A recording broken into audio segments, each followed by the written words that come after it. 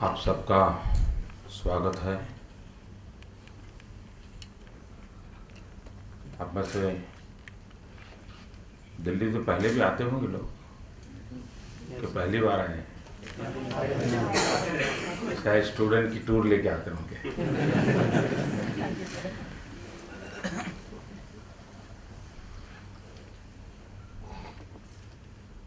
आज प्रधानमंत्री निवास स्थान पर आप सबका स्वागत है।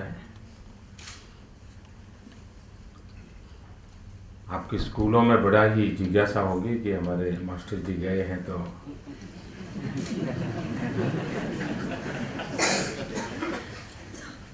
उनको आनंद आता होगा कि उनके मन में सवाल पैदा होते होंगे।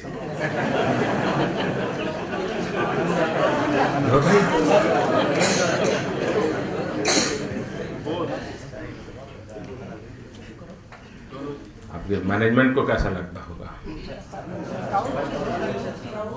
उनको डर नहीं लगता होगा कि अब इनके आने के बाद इनको हम कुछ कह नहीं पाएंगे? ऐसा नहीं होता?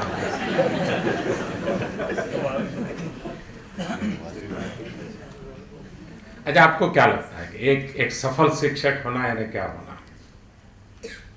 मैं भाषण करूं जरूरी नहीं ना, ऐसे ही आपसे ऐसे गप्पे लगाए तो गर्व की बात है सर। हाँ, एक शिक्षक होना मतलब सफल शिक्षक। जीवन सफल हो गया, जीवन सफल हो गया। सफल शिक्षक होना मतलब अच्छा भारत बना। एक मिनट बोल रही बहन जी। हाँ। सफल शिक्षक होने का मतलब है कि अगर हमारे स्टूडेंट्स, हमारे बच्चे जिंदगी में आगे बढ़ गए, कुछ कर पाए, तो हम सफल शिक्षक हैं। बहुत बढ़िया। एक अच्छे अध्यापक का यही परम कर्तव्य होता है कि उसके हृदय की यह भावना होनी चाहिए कि हमारे पढ़ाए हुए छात्र हमसे इस देश की सेवा करने के लिए बहुत आगे निकल जाए।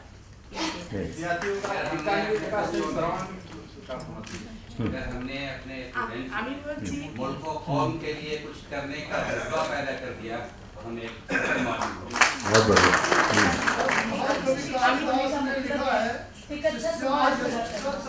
समाज का एक अहम हिस्सा है और एक बहुत अच्छे समाज का আমি বাংলায় বলছি। আমার জীবনাদর্শ আমার কাছে একটা পরম সত্য, সেই জীবনাদর্শ আমি ছাত্রদের মধ্যে মিলিয়ে দিতে চাই। এই আমার একান্ত কামনা। আর আপনাকে কাছে পেয়ে দেখতে পেয়ে আমার মনে হচ্ছে আমার বহু জন্মের ভাগ্য ভালো, তাই আপনাকে এত কাছে পেয়ে দেখতে ভালো আছি। इनकी भाषा को भी ट्रांसलेट करके ये कह रहे हैं कि ये अपने स्टूडेंट्स में आपके आदर्शों को उजागर करेंगी और ये कृतार्थ हो रही है कि आपने हमें मौका दिया आपसे मिलने का। देखिए, मैं बताऊं, डॉक्टर शिवदत्त सिंह अयोध्या भैया राजनेताओं को आदर्श के रूप में मत रखिए। सर, राजनेताओं को आदर्श के रूप में मैं भी राजनेता हूं, इसलिए मैं सामने से कहता हूं कि बालकों के सामने राजनेताओं को आदर्श के रूप में मत रखिए।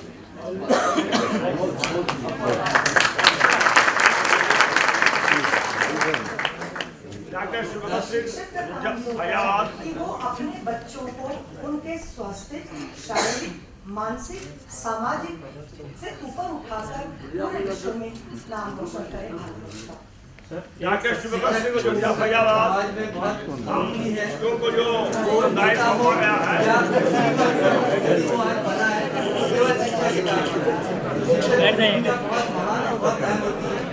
अच्छा, एक और सवाल मैं जानना चाहता हूं, आप क्या मानते हैं, माँ का रोल ज्यादा कि शिक्षक का रोल ज्यादा? माँ का। दोनों एक है, दोनों एक है जी। हाँ प्लीज। हाँ, पिता से हाँ। शिक्षिका है और उसके बाद एक उम्र में आने के बाद शिक्षकों के हाथ में वे शारीरिक, मानसिक, आध्यात्मिक तौर से बढ़ते हैं और राष्ट्र सेवा के लिए अपने आप को तैयार करते हैं। सर, मैं इनका समर्थन करती हूँ। शिक्षक का रोल ज्यादा है। नहीं, मैं कहना चाहता हूँ मान्यवर, मातृमान, पितृमान, आचार्यमान पुरुषो वेद है। माता से 100 गुना पिता, पिता से 100 गुना गुरु। हाँ, तेलुगु बोलिए। एक रिस्पॉन्सिबिलिटी होनी चाहिए बाहर की अरे बैठ जाओ भाई, बैठ जाओ हाँ बैठो तो इसको डिसिप्लिन नहीं रख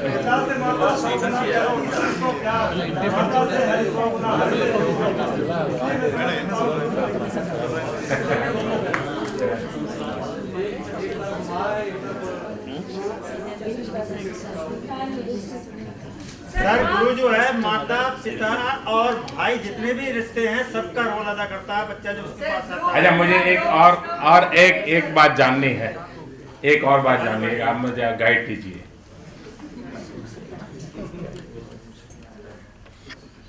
बच्चों को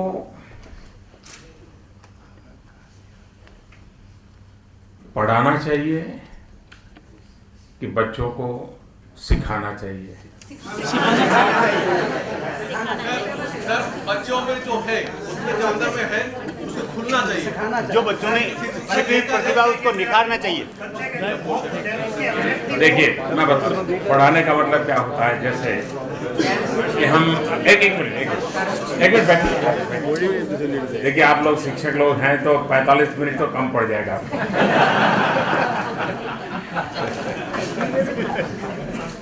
देखिए, मान लीजिए साइकिल चलाना है। अब आप बच्चे को बढ़िया ड्राइंग बना दे साइकिल का, साइकिल की फोटो रख दें, साइकिल के पुर्जे क्या क्या होते समझा दें, ब्रेक कहाँ होती है, पैडल कहाँ होता है, सब समझा दें, बहुत बढ़िया ढंग से समझाते हैं। सिखा दिया सब कुछ, हैं, बता दिया उसको, सब बता दिया। साइकिल चलाना आएगा क्या? साइकिल चलाना सिखाना पड़ता है। ये जो फर्क है आज हमारे यहाँ शिक्षा में बहुत आवश्यक है। हम टीचिंग पे जितना बल देते हैं उससे ज़्यादा अनेक गुना बल लर्निंग पे देना चाहिए, क्योंकि टीचिंग का एक कालखंड रहता है, बहुत प्राइमरी लेवल पे होता है।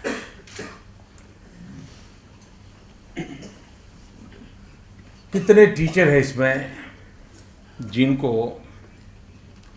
सवाल पूछने वाले स्टूडेंट बहुत प्यारे लगते हैं? ऐसे कितने टीचर हैं? बहुत टेढ़े मेढ़े सवाल पूछने वाले बच्चे बहुत बुरे लगते हैं। ऐसे कितने?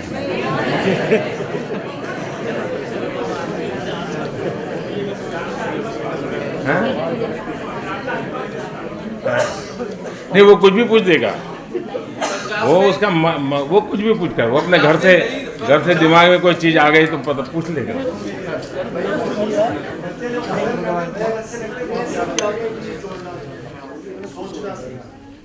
सर, बच्चे में जिज्ञासा है, उस जिज्ञासा को ही तो टीचर जो है शांत करेगा, तभी तो असल टीचर है।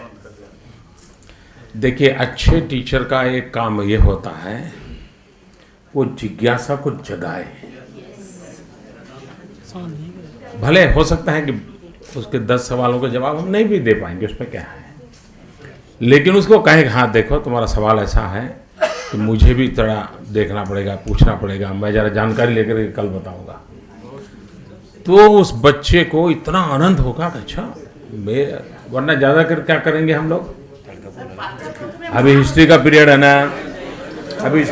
ना, तुम्हारा ज्योग्राफी का टीचर आने वाला कि नहीं आने वाला, तुम ज्योग्राफी का सवाल उनको पूछो, मुझे क्यों पूछते, ऐसा करते हैं ना।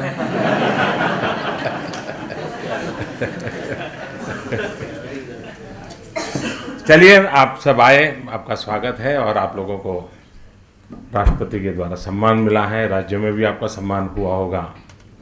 मुझे विश्वास है कि एक शिक्षक के नाते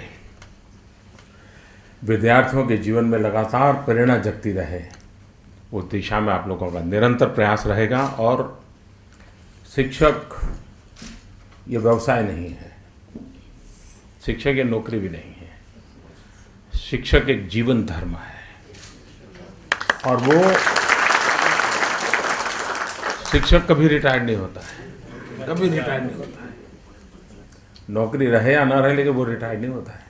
वो अपने पोते के पोतों को देखेगा तो बिठाएगा, आओ चलो बैठो। वो 90 साल की उम्र में भी ये करेगा, देखो ये आता नहीं आता, चलो लिखो, देखो स्पेलिंग गलत कर दिया। तो वो मन से उसका हमेशा रहता है कि नई पीढ़ी को कुछ न कुछ देते रहें। लेकिन वही लोग दे पाते हैं जो समय से 2 कदम आगे चलते हैं। अगर हमारा शिक्षक समय से 2 कदम आगे नहीं है तो समाज कभी भी आगे नहीं जा सकता है। अच्छा होगा कोई 100 कदम आगे हो, लेकिन कोई शिक्षक ऐसा नहीं होना चाहिए समय से कम 2 कदम आगे ना हो। और समय से 2 कदम आगे वही हो सकता है जो बदलते हुए जगत को जानता है, समझता है, प्रयास करता है। तभी तो जाकर के उसको वो अपने बालकों में क्यूरियोसिटी पैदा करता है, देखने के लिए ले जाता है। आखिर हमारा टूरिज्म का प्रयोग क्या होता है? यही तो होता है। मैं तो सरकारी स्कूल में पढ़ा लिखा हूँ। मेरे गांव के गवर्नमेंट की बहुत सामान्य स्कूल थी, लेकिन मुझे अभी भी हमारे वो शहर शिक्षक बहुत याद है मुझे। और उनकी हर बात मुझे हमेशा याद आती है, क्योंकि वो इतने लगाव से हमारे पीछे इतना समय, शायद अपने बच्चों के लिए जितना टाइम देते होंगे उससे 2 मिनट 5 मिनट ज़्यादा हमारे लिए देते थे। ये अनुभव था मेरा।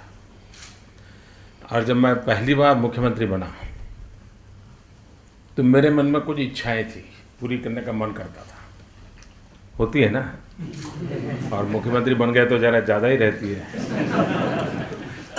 तो मेरे मन में एक इच्छा थी कि बचपन में मेरे जो मित्र थे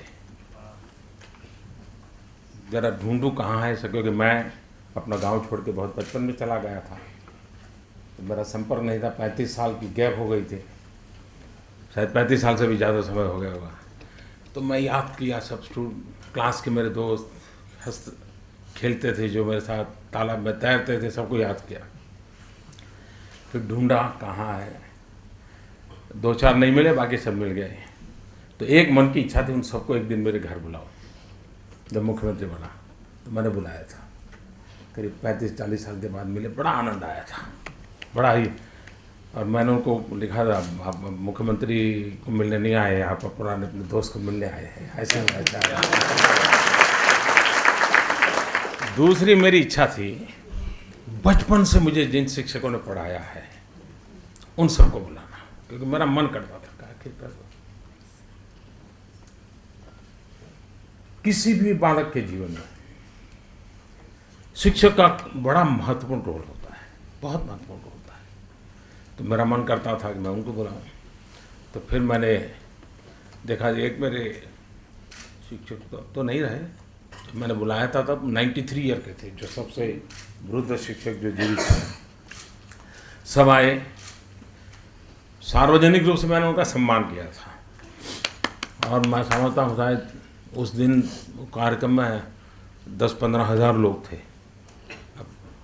और मेरी एक किताब थी, शिक्षा के ऊपर ही थी, तो उस किताब का लोकार्पण के साथ मैंने सभी शिक्षकों को बुलाया था और सबके आशीर्वाद दिए थे। तो जीवन में जिसको कहे कि मेरे मन की इच्छा ये 2 थी, और दोनों पूरी कर दी।